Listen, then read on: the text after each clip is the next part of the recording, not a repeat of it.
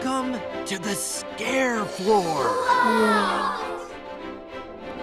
How do I become a scarer? I'm officially a college student! Mike Wazowski. James B. Sullivan. Like Bill Sullivan? He's my dad. I expect big things from you. I just need to ace my classes, graduate with honors, and become the greatest scarer ever. What? Were you kissing my hand? And what about you with all your shedding? I don't shed. Really? Okay, so if you've seen my non-spoiler review, then you've probably seen the movie and you come back to probably hear my thoughts about the movie, you know, as a whole with spoilers and everything. Like I said, it does have its funny moments. The funniest moment for me was when they introduced Randall. Like Mike is walking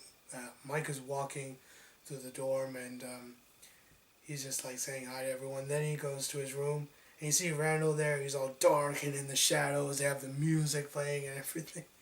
And then he comes out and he turns out he's just a nerd and, you know, a really nice guy. I thought that was really good. I thought it was a really nice nod to Monsters, Inc. So, in terms of complaints, one of them has to do with Randall himself. I thought he could have been fleshed out a little bit more in this movie.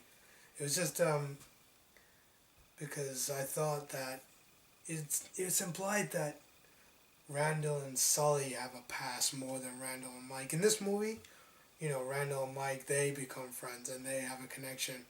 Whereas with Randall and Sully, it's like a throwaway race and then, boom, Randall's evil because Sully beat him in the race. I guess. I don't know. But yeah, he definitely could have been fleshed out. I know that it can be a rehash of of Monsters, Inc. Mostly because if you do have Randall being the main villain, then, you know, what would be the point? But I'm just saying, they could have gotten a little bit more character development, Randall. Playing about the scare games that I had was basically, the rules were a little bit confusing. Like, there's this one game where they basically have a race, and the rules, I think, are each team, like basically every team is representing a fraternity, and they all have to get past the finish line at the same time without touching these pink pufferfish ball thingies. And at first I thought that you had to get to the end without touching any of these balls at all, which, looking back on it, seems kind of impossible. And I'm pretty sure they said that if you touch, you die, but I don't know, maybe I was hearing things. Another game that kind of confused me was the one in the library where basically it's you have to fetch the flag, and you have to sneak through the library without getting caught by the really uptight librarian. And I thought that you had to get there without making a sound or anything, without getting noticed. But it turns out the librarian's vision impaired and can't really see all that well. So, yeah, you just have to get there in the end and then get the flag. But yeah, that's probably nitpicking on my part, but it just goes back to my point about the scare games being a little bit confusing. In terms of what my favorite scene was, I'd say the one towards the end where Mike, basically the last scare game, Mike wins.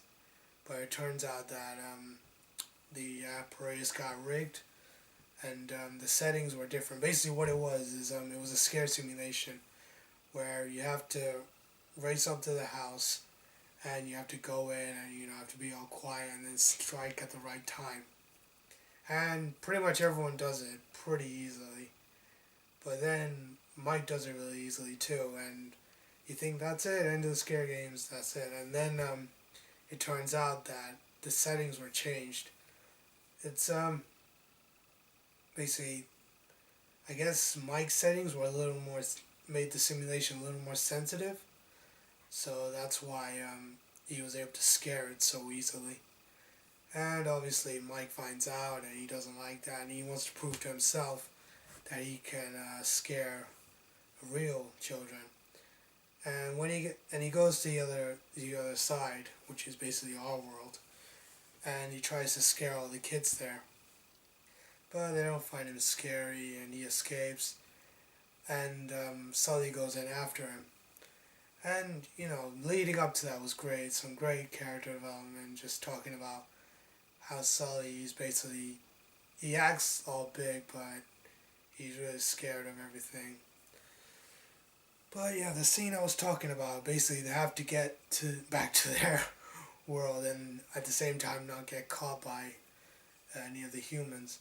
And they have to scare human adults, and basically Sully has to use his strength in scaring, and Mike has to use his brains, and they work together so well, and they use all kinds of scare tactics, and I don't know, just a great scene, and definitely my favorite from this movie. The characters generally are likable. There are some likable characters, Like I said, you do have the stereotypes, but I guess they work here, all things considered. One of my favorite characters has to be Helen Mirren as the Dean. I don't know, she's had a great on-screen presence, and she actually felt legitimately scary. So yeah, that was one of the great characters. I liked the ending.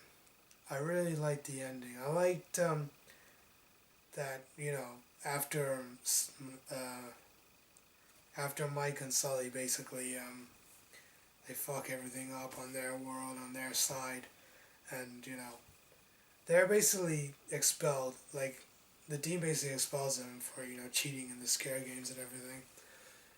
And I like that they went with that and they stayed expelled. I like that it wasn't like some cheesy, oh, well, you should be expelled, but because of your bravery, blah, blah, blah, we've decided to bring you back, or any of that shit.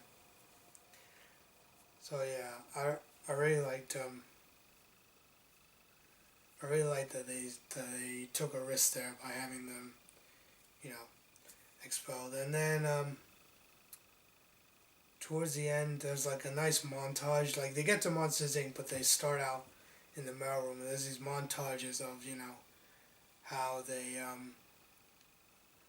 rose up through the ranks of the company. They were working in the kitchen, they were working in the mailroom, they were working in all sorts of places before they got to the position they're in Monsters Inc.